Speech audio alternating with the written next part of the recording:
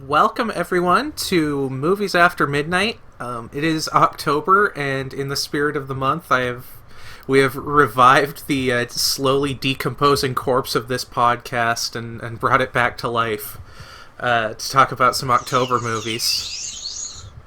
And I just picked up a Morrowind noise. Nice. That's like you teleporting into the podcast. It is. That was the sound of me casting recall to jump into this podcast to witness the reanimation. CV intervention took you back to the temple. So yes, with me I have my brother Nick. Hello. Who's not visually present. I don't know if I'll use. I'm recording video of me. I don't know if I'll use it. That's for you at home to find out. And I brought him on to talk about the timeless 2014 Canadian superhero horror adventure comedy, WolfCop. The pride of northern Saskatchewan. As it should be. It's like my top three things that have come out of Canada. There's like WolfCop, Letterkenny, All Dressed Chips, Rush. Yeah.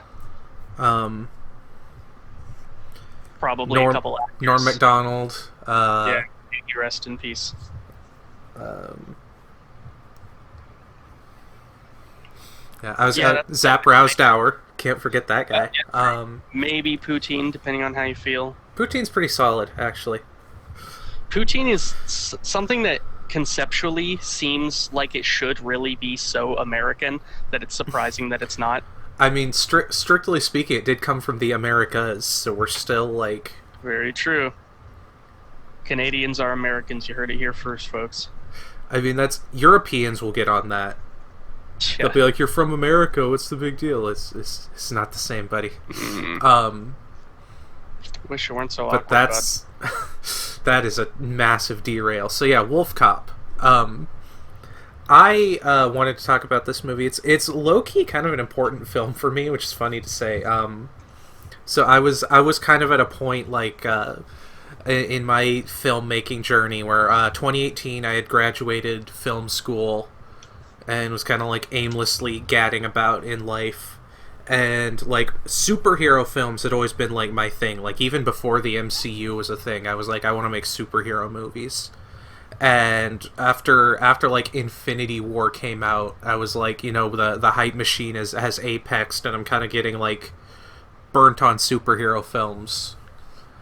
And that was like this huge like basically losing like a huge chunk of how I defined myself.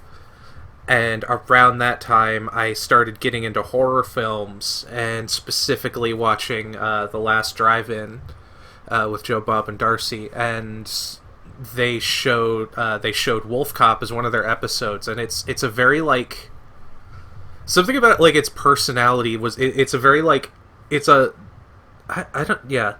Feel free to chime in at any time, but I feel like it's been described as something that maybe is a little cliche, but it's kind of a so bad it's good, but on an intentional level. Yeah, well, it doesn't take does itself too seriously. Yeah.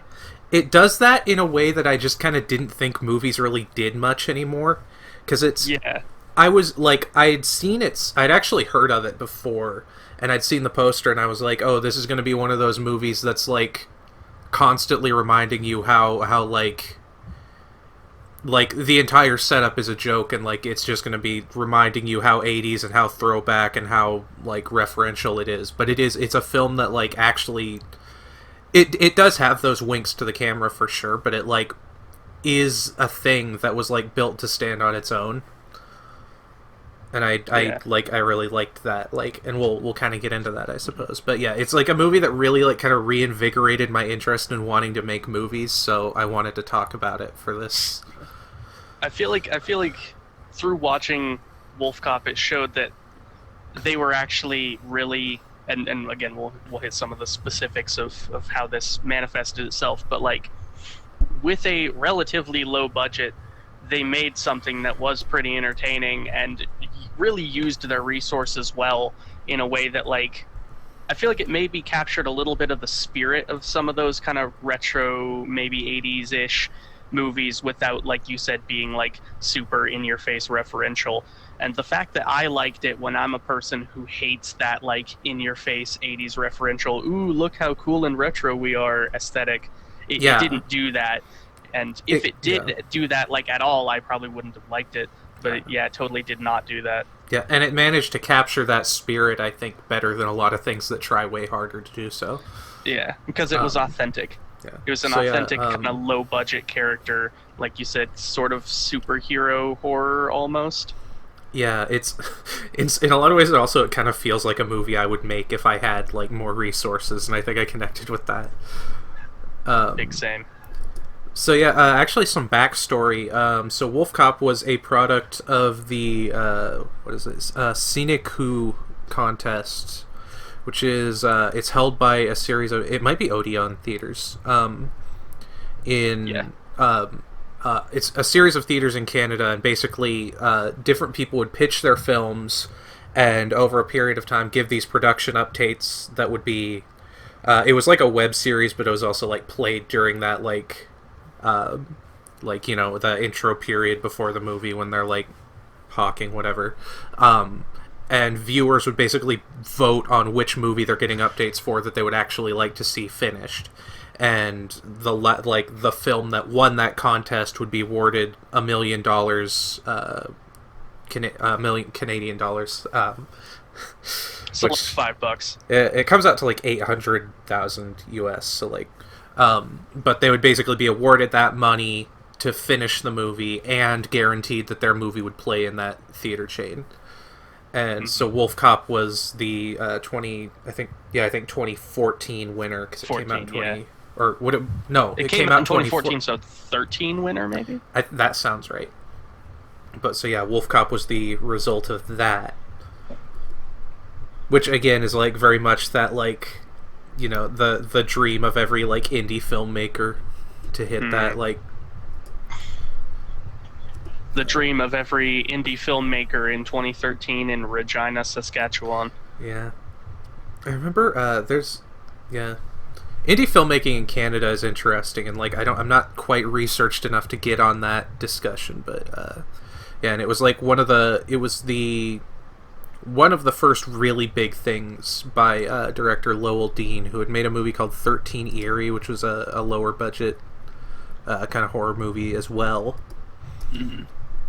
And he had done some I think music videos, and had hired I think Leo Fafard was like a gaffer or something along those lines. I think he was an electrician. He did like film electrician. Yeah, electrical setup. department. Okay, yeah. Key grip, yeah. Yep. And he had Leo play a werewolf in a music video. And so when they started working on WolfCop, he was like, hey, I know a guy who's been a werewolf for me before. So again, and I'm fascinated with that, because I feel like you don't hear stories of like people going from being like real, like not just crew, but like specifically skilled crew to being like a leading actor.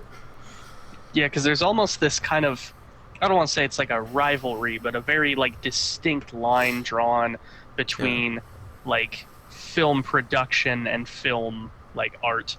Yeah, well, also like they're just very different skill sets, so I think like different skill sets for different people, different strokes for different folks. Yeah. So it's rare that you see someone who like does all right in both, but yeah. Yeah, So, Leo Fafard as the hero, Sergeant Lou Garou. Yeah, we ACAB except for Lou Garou and the members of the Stars Bravo team, and maybe those one Power Rangers. Yeah, depending, yeah. Yeah. But yeah, we can get into actually talking about the movie.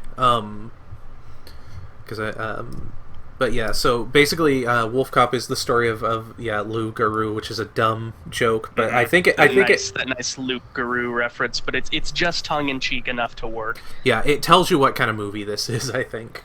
Yeah. Especially whenever you like our first introduction to this character. He's this horrible, like just pathetic, like alcoholic, sleazy, really bad at his job, really just embarrassment loser character. Me too, honestly. Yeah, big same. Yeah, he like rolls out of bed, comes into work hungover. There's a part where he's like driving to work. He sees some guys beating a dude up, and he just kind of like waves them off. It's like, hey. And shows up late. Everyone hates him.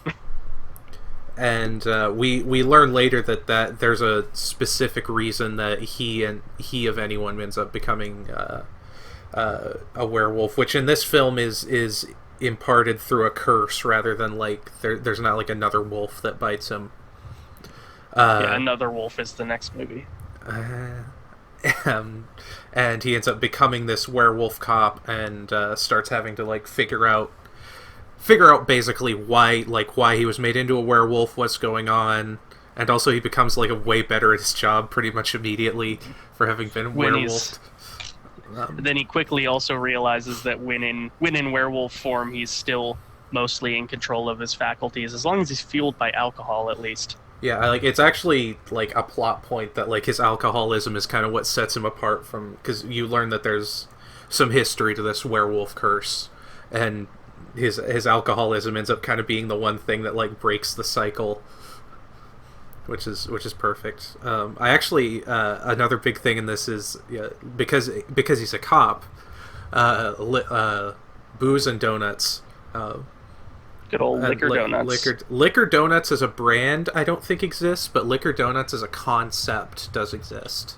But I didn't bring it with me. When we were watching this the other night, I like ordered a thing of donuts to like celebrate, and I've been regretting bringing so many donuts into my home for the last couple of days. Yeah, that's something that sticks with you. Yeah. I got super sidetracked thinking about donuts. I just entered another dimension. Yeah, it's kind of a recurring gag throughout the movie, is like the Liquor Donuts. Yeah, it's a nice little like through line. Yeah. Mm-hmm. Because that's the thing about Wolf. Like it's a small Canadian town, but it seems like there's a lot going on. Like they have their own gang. These piggies that like are kind of doing stuff. And like the aerial shots rob a do Liquor like Donuts, which is unforgivable. Yeah, that's kind of what sets things off in an indirect kind of way.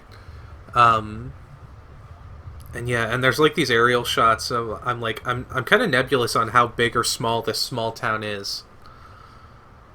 Because like with the aerial shots, it looks like a decently sized metropolitan area, like not like huge, but like maybe like Mankato, Minnesota sized. Yeah, that feels about right. Shout out to anyone listening in Mankato, Minnesota. There's down in Cato.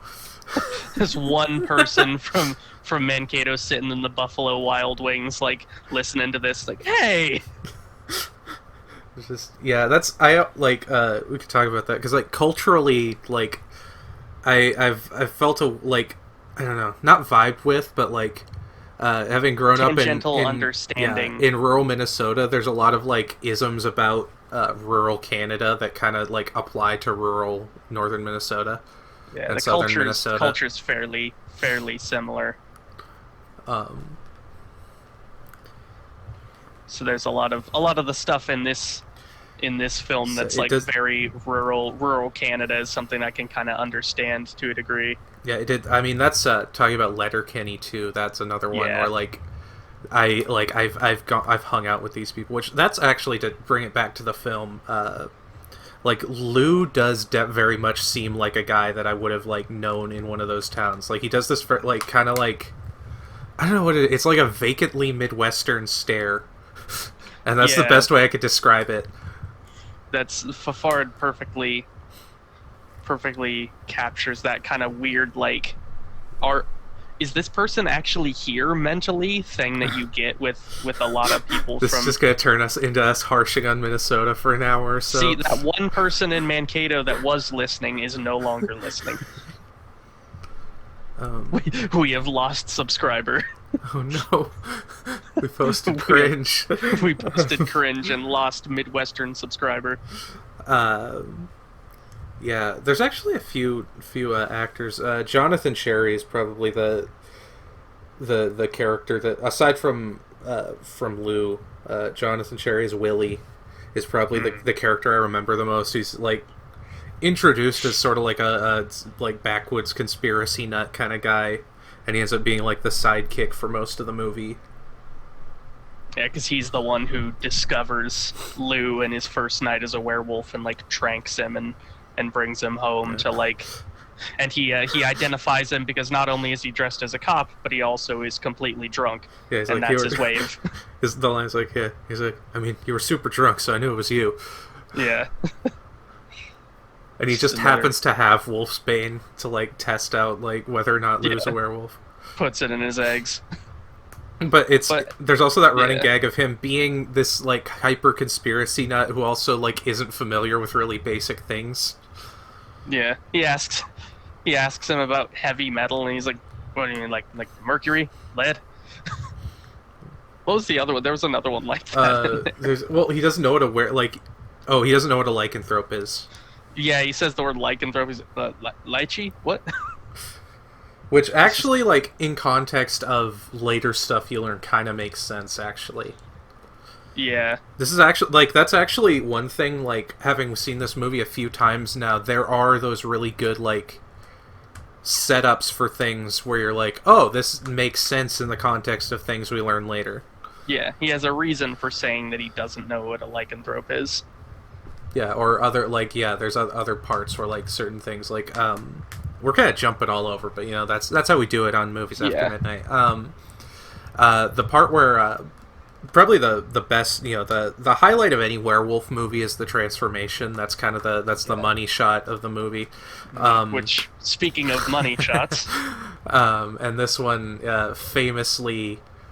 his werewolf transformation begins with his Johnson. Yeah. Were Johnson. And it's a really good... That was... I actually said this as we were sitting and watching it over like Skype, over Facebook Messenger or whatever. Yeah, Skype isn't even a thing anymore. Oh yeah, shoot. I mean, maybe it is, but nobody even uses it. We just dated ourselves. Ourselves. I'm coming closer to that 3-0 every year. Oof. What was I even talking about? Werewolf Peen. There was something after that. When we were watching the transition. Okay, yeah, I was watching it. The werewolf transformation. I was like, honestly, the movie, like, the first time I was watching WolfCop, I was like, the movie kind of, like, was on the verge of losing me, and then that transformation scene pulled me back in, and I was like, okay, they're taking this concept seriously. I'm in now. Because the transformation was good. Like, I would put it on par with, I think it was, I don't remember the shows. That one with Skarsgård, not the other Skarsgård. The one with Bill. No, the one with Bill. It wasn't called. Was it called Sleepy Hollow? It wasn't. Hemlock Grove. You were like the one with Bill, and I'm like, True Blood. Yeah, different one, different Bill. Hemlock Grove had a really good like werewolf transformation scene that was like visceral, and like you can see like teeth and chunks of skin, and it was one of my favorites. And I would put the WolfCop one as pretty close to that in terms of like it was nice and visceral. They had a reason for like limiting what they could show with the special effects, just like budget reasons, but yeah, they made use. They used them like... well. Like it was a pretty visceral, somewhat painful transformation, and like you said, it really roped me back in, because I was maybe just kind of starting to lose interest. Like I was like just on that precipice of losing interest when, you know, like he pulls his face off and his penis is furry. I'm like, all right, this is a good movie. Yeah. Which we were talking about, like, there just aren't that many, like, there aren't that many good werewolf movies out there, like. Yeah. Which in a way almost makes the field of werewolf movies this sort of, you know, virgin exploration in a way, and like it's a that came across wrong. I meant an untapped land. Let's not talk about penises and then virgin exploration. Which we know Lou is not, because as a total drunk loser, he is still getting some even before he's a werewolf. Because there's also a reason for that too, which is interesting. Yeah, but yeah, like it's in a way these kind of, because there aren't many werewolf movies in general, and most of them just aren't done well. It's refreshing in a way whenever you can see them done well, but there's also not a lot of like established rules and traditions among werewolf movies, because they're just not prevalent enough to have these like established, not like you get with vampire movies. Yeah. Where it's pretty established what the feel is going to be. Werewolf movies kind of have to do their own thing. Yeah, there's like one or two things, but yeah, there's a lot more wiggle room. And I feel like WolfCop really capitalized off of that, in that in theory, it is kind of more of a superhero movie, which we've talked about, but like the way they used the werewolf character was, I felt like it was pretty good, especially considering the constraints that they had. Yeah, also like that's the other thing is like 800,000 is like not a small number, but in terms of movie making, it kind of is. Mm-hmm. So you have special effects and props and actors to pay, which I think explosions and stuff like that. That goes real quick. Yeah, and I think that's one of the reasons that werewolf movies aren't done as much, is because like if you're doing a vampire movie, you can get away with like some blood and some fangs, but like if you do a werewolf, like there's a certain like entry level to like the effects you're gonna want to do, and so for you have to have a good looking werewolf, which WolfCop does. Yeah, and for like a movie coming at it as this like indie movie by like an honest, like not as established like film crew, like what a power move to make that like. It's like out of Regina, Saskatchewan, we're gonna make a werewolf movie. And I don't know much about like the special effects department. I don't know the people. I don't know the names. Yeah. But like the people who did the practical effects definitely need a pat on the shoulder, especially like the costume, because I feel like the actual werewolf costume, the special effects makeup applied to Leo Fafard are good in that it makes him look like a werewolf, and it kind of toes that line between stylized and realistic that fits the tone of the movie, but you can also perfectly tell that it's the same guy. Like, you can see his face, you can see his facial expressions and everything still come through the face. Yeah, while still looking like a wolf man. Like, it's a really good balance that they pulled off there that is very hard to do from a design standpoint. Yeah, we're talking about that because, like, the face when he's in werewolf mode still looks like him. It's not like completely lost. And then when we're having the werewolf romance scene, it's yeah, that's the thing. Yeah, which again, like, WolfCop has the gumption to show you things that other werewolf movies won't show you. But not in like a tasteless, cheesy, ooh, we're just doing this for shock value way. It's fun. I mean, it's a little tasteless, but like, yeah, in a fun way. It's tasteless for fun reason, not tasteless for shock reason. Yeah, that's a good way of putting it. That's the thing I like about it, is it's ultimately, you can tell that it wasn't made to be like edgy and nefarious, but it was made because it was fun, and it seemed like it was probably a lot of fun to work on. Yeah, I can imagine that. That's some of my favorite movies are the ones that when you're watching it, it's like, oh, I bet they had a lot of laughs and a lot of fun when filming these scenes. Yeah, that's like, as someone like who's worked on like, you know, like small sets but still sets. I've had that conversation with people before that like, you know, they're like, filmmaking is work. Like, there is work to it, but at the same time, if you can't enjoy the work that you're putting into this, how could you expect people to enjoy watching it? Exactly. And I think that's definitely something that like is carried through in a lot of the movies we talk about on here. Mm-hmm. And WolfCop is no exception to that. They've definitely captured a lot of fun in some of these scenes, because they had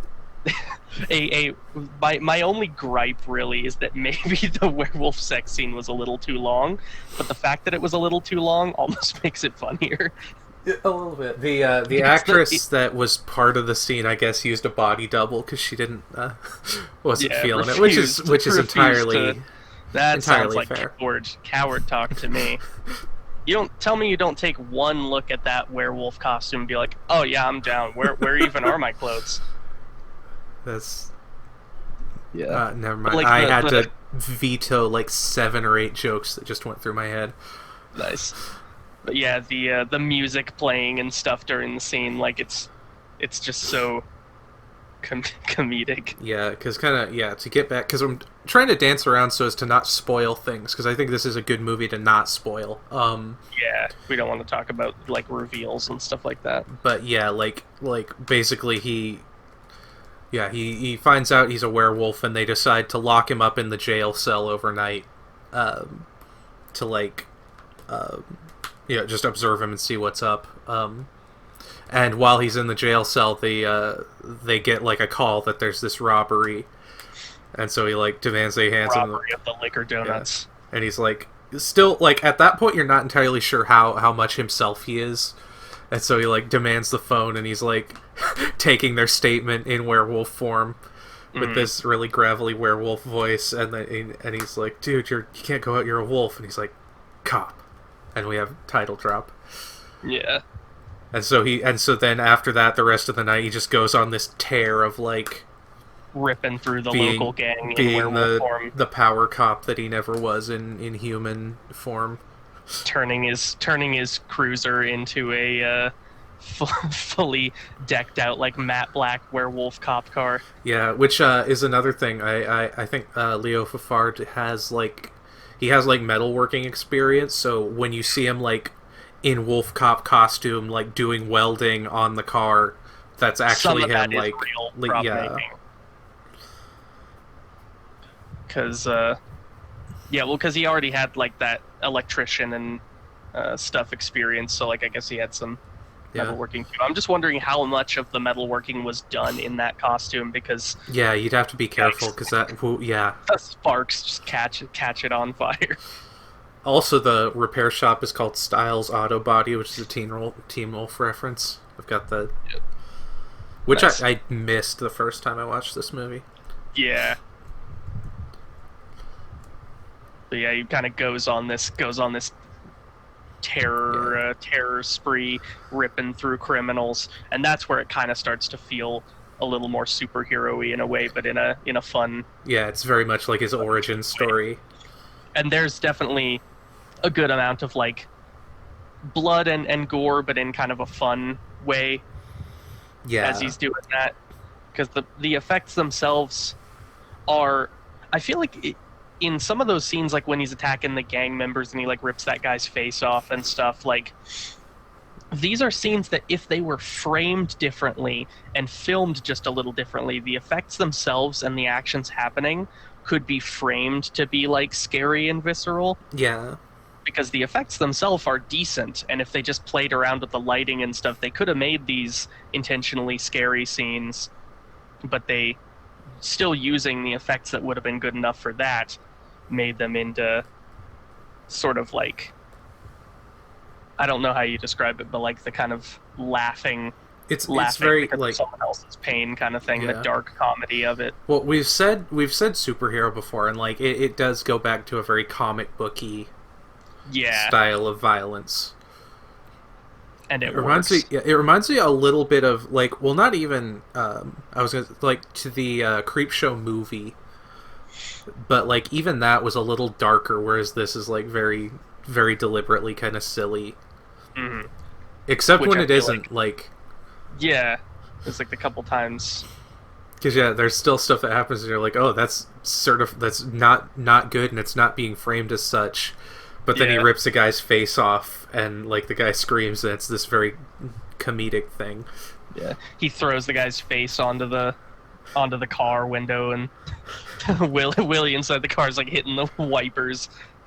Yeah, like, which just like smears it all over the. Mm-hmm. Which is like totally visceral and gross, but it's hilarious. It's a very good scene. Yeah, was they filmed towed the over. line of Apparently, that really well. the whole meth lab fight was filmed in 1.5 days. Huh. Which, oh jeez. Yeah, to do all that, they must have had it pretty well rehearsed to do as little takes as possible for that. Yeah. Well, they're probably like, we have all our effects stuff for like this amount of time, so we're gonna use it in this amount of time. Yep. And then nothing like a good old building explosion. Yeah, we were talking about. That's like one of my aspirations as a filmmaker is to be able to blow up a barn, and they got to blow up a barn. Good fun. And it looked good too, like it was good. Well done pyrotechnics and stuff. Yeah. Yeah, I think that's the funny thing about this movie is like, as goofy as its premise is, there isn't a single thing about it that's really done poorly.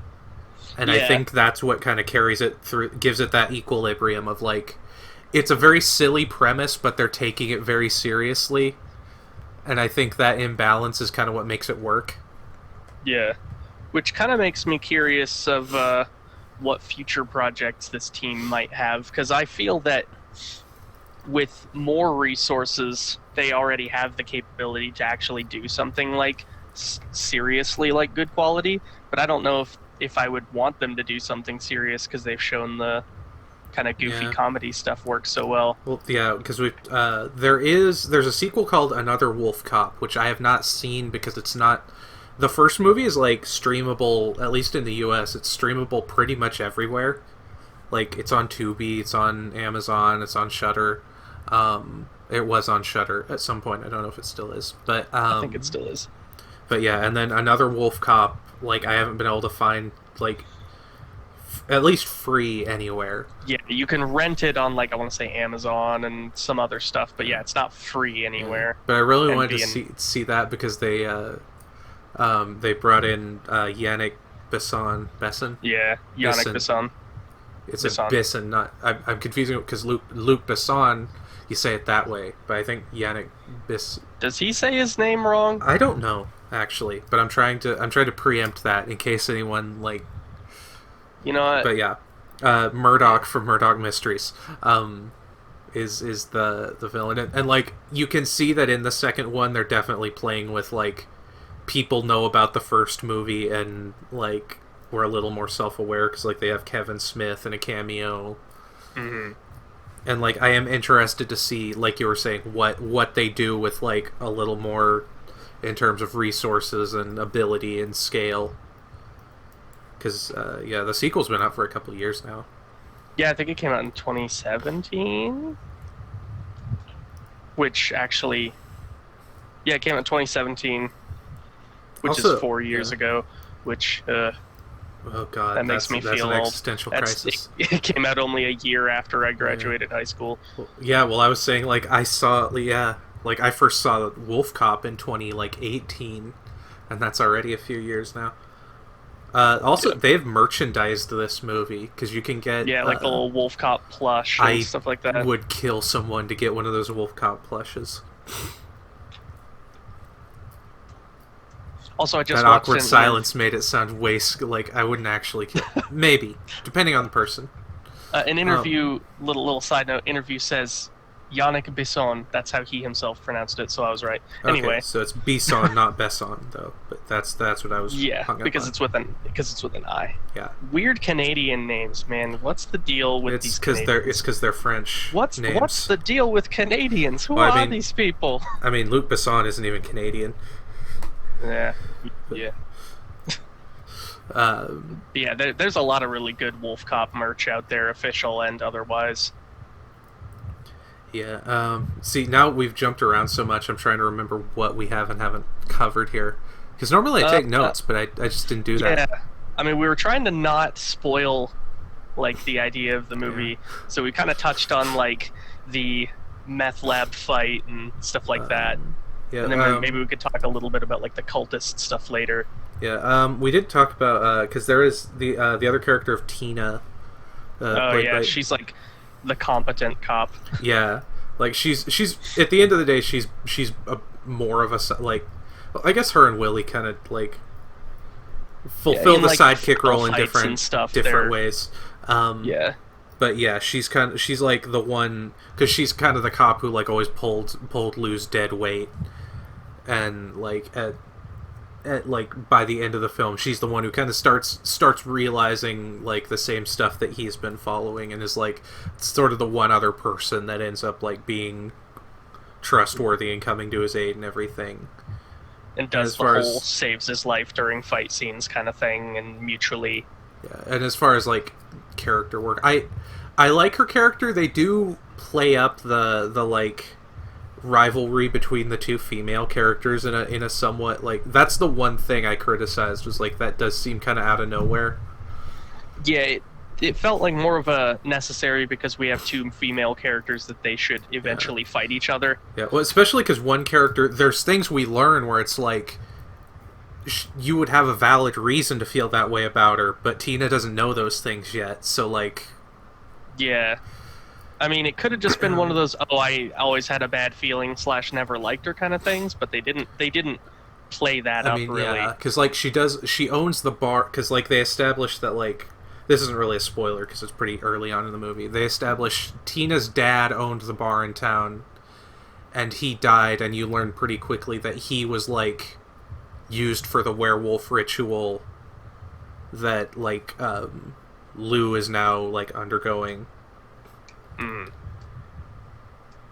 And Lou's dad was like the one cop who tried looking into stuff, and he also died. So like that's also, those two characters have that like their past is both connected to this whole thing in ways they never realized. Yeah, which kind of furthers, by the end of things, they're working together because they have that mutual interest. Yeah. So I was gonna say that might be that's like the one way I could justify that rivalry, is like, this was my dad's bar and you just kind of took it over. But again, we don't get a lot of that. Yeah, but at the same time, that's kind of like the one gripe. Really, it's such a almost a forgettable moment in the movie. Is like our one gripe with it. Yeah. Yeah, honestly, because, like, honestly, if they would have devoted more time to that, it would have probably just felt weird, so, like, it's better probably that they didn't need to build that up. Yeah. Yeah. But yeah, by the end of it, you know, there's some good action in a very Canadian-looking forest. Extremely. Gives me Final Sacrifice flashbacks, but not in a bad way. I'm trying to remember. You were there when our family took a trip to Canada like once in like 2004, 2006. I don't remember when it was. I have perfectly clear memories before and after, but I have no clear memories of Canada. It's that you that's one of the things. it. Is literally I don't know why, but I'm like, did I get kidnapped by aliens in Canada or something? Because like I have no memory of it, zero memory of that trip. I have perfectly clear memory of like almost everything before then, and immediately after, but no. Canada exists as a dark void in my mind, which is probably a good thing. Yeah, I mean that's is Canada not a dark void? Our other Canadian viewer just unsubscribed. Yeah, we're just offending everyone one region at a time. Don't worry, Pacific Northwest. We'll get to you eventually. West Coast, I live out here. Y'all are coming. I feel like Canadians would admit that their country is at least a little bit of a dark void. It's just so big. Just literally, it's so barren, dude. There's like nothing there, except for werewolves in the forest, apparently. Yeah. Which is, if you gotta have something. Yeah, if you become a werewolf, just make sure that you're also an alcoholic so that you stay in control of yourself. Yeah. Which isn't usually how alcohol works. Well, I guess it's not. I want to say that the alcohol. It's not that the alcohol gives him control of himself. It's like that the alcohol makes him like way stronger. Yeah, it's the liquid courage of the alcohol helps him. It's to like break past. It's the spinach to his Popeye. It is. It's literally. There's a shot like that but yeah, like when he pulls out the flask and like drinks in the middle of a fight as a werewolf, it feels literally like Popeye pulling out the spinach. Yeah. Which is another, like, that feels like a superhero-y thing, like that, like, you know, that's like the thing that they would do every episode if this were a series. Yeah, which we need a WolfCop series I was gonna now. say, that feels like a thing that would happen. Like, we got a Black Dynamite series, like, we could do a Yeah. Wolf Cop. But yeah, So go watch it. Go watch the movie. yeah, I think we've, yeah, I guess that's the thing, is it's also, it's a very, like, not simple in a bad way, but it's a very straightforward movie, so there's not tons to dissect. Yeah, it's like, pretty straight to the point. And this the point happened, it was really Alcoholic fun, Werewolf is check fun. it out, yeah. But yeah, I think also, like, for me, as someone who wasn't a big horror movie person, it's kind of a nice gateway movie if you're trying to, like, get people into stuff. Yeah, because it definitely has the feel. It definitely has the camp to it. Yeah, because there's like, you know, the transformation and the gore and the effects that, like, you can get into that, but you can get into it with, like, a more, like, silly action more movie. Positive, ultimately. Like, you watch that and then your friend's like, oh, well, how about we also watch American Werewolf in London, and you're like, oh, I like werewolves now. That sounds like a good time.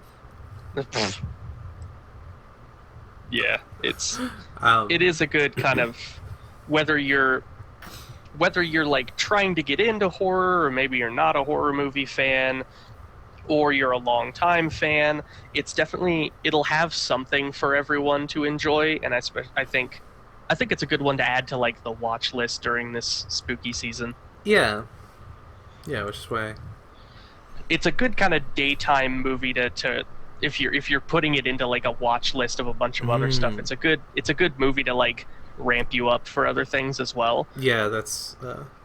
I think there's a lot of ways that you could fit this into your watching experience.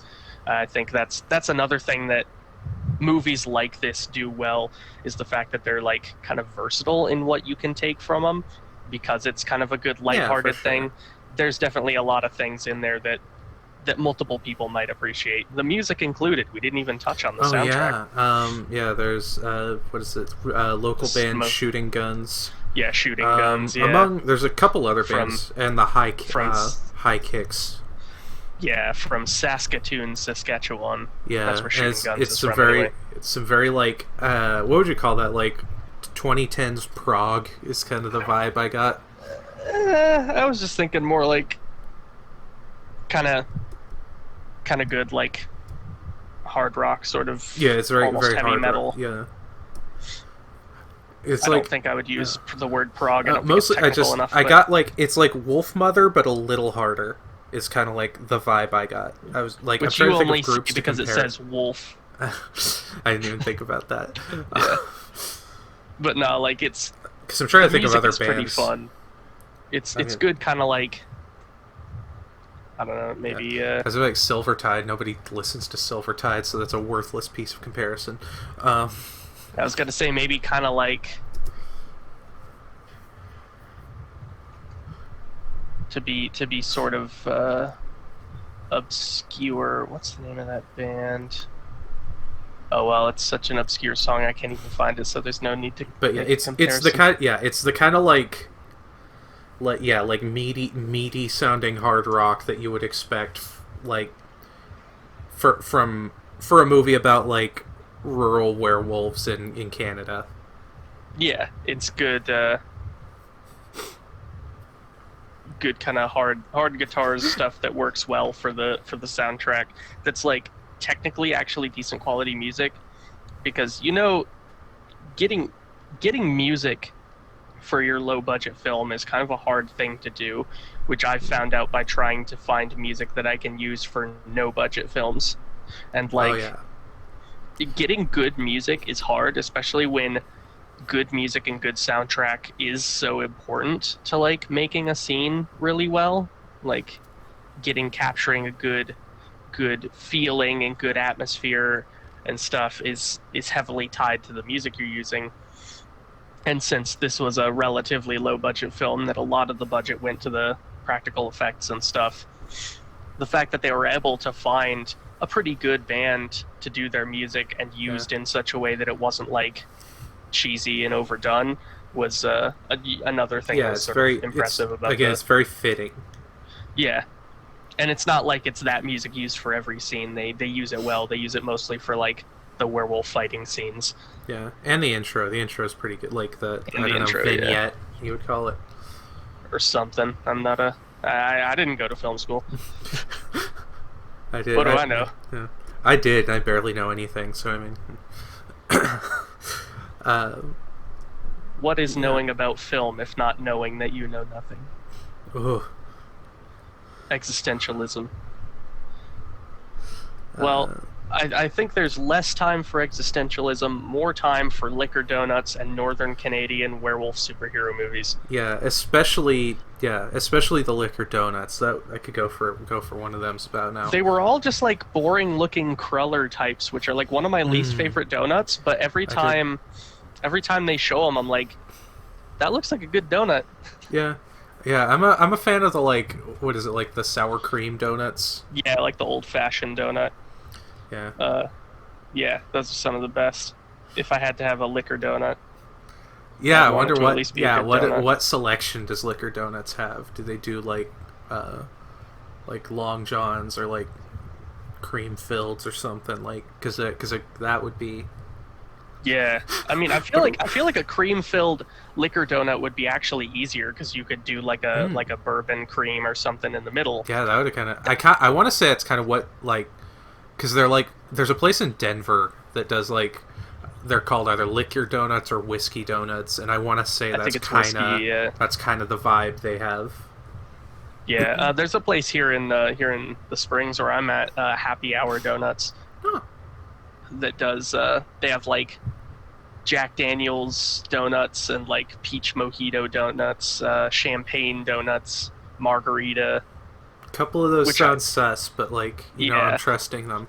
Yeah, but my imagination here is that liquor donuts in the movie, they probably have some kind of filling or something that's the infused. Yeah, they're like, it's a secret proprietary technique. Secret proprietary liquor-filled cruller cream, which usually crullers aren't, but they're so light and airy that I imagine you could easily put liquor cream inside of them. And you know, I would probably act like a deranged alcoholic werewolf if I got a hold of donuts like that as well. Yeah, I'd rip through dudes in the middle of a store in order to get those donuts. Take them as payment for saving the store. One of the best parts of the movie. Again, highlighting how he's just gone from like 0 to $1 billion after getting werewolfed. Yeah, just suddenly he's this incredibly savage vigilante, but he isn't really a vigilante because he's technically still a cop. Yeah, they never revoked his badge just because he became a lycanthrope. Yeah. Well, and by the end of the movie, he's even more of a like. He's fixture. One of 2 police officers in the entire town. Yeah. Which I'm not sure the logistics of that. Yeah, you think there'd be more in that. Yeah, because like the size of the town is never static. Again, it kind of makes sense knowing like the like behind the scenes stuff that is revealed. That actually does check out. Yeah, and it is rural Canada. I mean, it's not like there's a ton of crime to stop anyway. Yeah. Well, I mean, there is in this town. They have a gang. Yeah. That's why they have 2 cops. That feels like... The way small towns work, it feels like having a gang would be a point of pride for some people. They'd be like, yeah... Hey, our town has a gang. They're not just any gang, they're our gang. We're a big enough, respectable enough town to have organized crime. That I'm not even sure what the deal with this thing was, because they're somewhere between like bikers and just like general thugs. Yeah, they're bikers, but they're definitely like local. Yeah, it's like maybe the gang spreads across like the county area or something. Yeah, maybe. And maybe it's just their meth base of operations where they make the meth is out here in this random nowhere town, because that would be the best place to put your drug lab if there's very little I will say people in trespassing on your land. There's actually, again, without spoiling too much, there is an exchange where he's like, you went through all this for a crappy little town, and like you'd be surprised how far up the chain a little werewolf blood goes. And that's like Yeah. it's a very minor line, but like I think this movie did a good job of like, because I'm someone who likes to have lore for everything, and this movie didn't really need to do that, but like what everything that needed a reason had a reason that made sense, and they didn't have to like flesh it out too much, but it was there, and I think they did a good job walking that line. Yeah, they did just the amount of world building that a movie about an alcoholic Canadian police officer who becomes a werewolf really needs. Because it's, again, going back to the comic book thing, it gives you just enough that like you can see the like there being more adventures for this character in the future. Yeah, which there are in the sequel. Yeah. I wonder if they're gonna work on WolfCop 3. I highly doubt that. Wolf Cops. Wolf Cops. Wolf Cop. Wolf. Wolf Cop 3. Aw cab. All Wolf Cops are bastards. all cops are. It'd be a ca. All cops are wolves. Okay, that would be pretty good, actually. That would actually be really good. Hit us up. Hit us up if you need ideas for Wolf Cop 3. Lowell Dean, hit us up. Hit my line. Hit my DM, Lowell Dean. Follow me on Instagram at smick.nith. I already like. Apparently, the guy who did Rendell liked my review of that, so we've got some. Even though we kind of dragged the movie. Like, yeah. I mean, I get the pluses and minuses, you know. Yeah, it was praiseworthy. Gotta get lines on all these. Episode. Rendell versus Wolf Cop is really where we're headed with this. Two like drastically different in tone movies. But the one that seems the cheesiest is actually better. Yeah. But that's a whole other review. But yeah, so yeah, Wolf Cop. I would give it. I mean, I gave it 5 stars because I'm very subjective. I gave it 3 stars, and I liked it on Letterboxd, but that's because I'm picky. Yeah, but yeah, I feel like ultimately it's still an above average movie. It's definitely fun. I've seen it. Was this the second or third time, maybe? I know at least the second, but it might even be the third because I want to say we watched it again. We didn't watch it with Mom and Dad, did we? I think we did. I don't think so. We watched it with Dad. Mom might not have been into it. Yeah, I don't think Mom would have liked the graphic werewolf sex scene. But yeah, so this may have been my 3rd time watching it, which I'm the kind of person who rarely ever watches a movie a second time, even a movie I liked. Yeah. So to be able to still watch it again and still be entertained by it, especially the like comedic moments. Even if all 3 of those times were instigated by me being like, "Hey, you should watch Wolf Cop with me." I mean, I didn't say no, and I have actually, yeah, I did. So yeah, that's another thing. I gave Nick a list. I was like, "Hey, I'm doing some podcast episodes," and he was like, "I'll do Wolf Cop with you." So, yeah, that the proof is in the pudding. Yeah, if my opinion means anything to you at all, which it kind of shouldn't, Wolf Cop is solid enough to watch a couple times, at least the first time. Like I said, definitely add it to like if you have some kind of spooky season watch list. I feel like this is a good one to have kind of early in there. It's a good kind of introductory or kind of intermediate film to have in there because it's fun. You won't regret watching it. You'll get a good laugh, but there's enough good gore and effects to really root it in that spooky genre. Yeah, it's a good time. So yeah, that's the episode. So I'll be doing more of these. We're midway through October. I might try to kind of do some makeup episodes, but we do have at least a couple more before the day happens. And yeah, indeed. Anything you want to like plug or promote before we sign off? I'm not doing anything with my life, so what I would like to promote is not doing anything with your life. Actually, I am doing things. I'm just not doing things on the internet. or on social media. I'm Right, too yeah. busy putting in my, fleshing out my Sigma grind set. Yeah. Anyone else you want to promote? Don't watch me, but watch these guys. Watch, watch WolfCop. There you go. Just You watch can- Wolf you Cop can- again. Yeah, you can watch it for free on Tubi.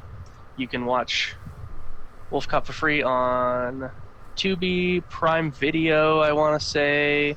You can watch it on Chime, I want to say. I think that's where I watched it. Yeah, started with a it's C. it's very accessible too, so there's like no reason to not check it out. Yeah. Unless you just really hate werewolves and or cops, which one of those is And if that's the case, why did you click on this episode? true. Yeah, definitely worth Well, watching, especially because it's free. You don't have a good excuse not to watch it. Yeah, it's a good time. Which Grab I hope some, you have grab had. some donuts. Yep. Grab some donuts and toast some.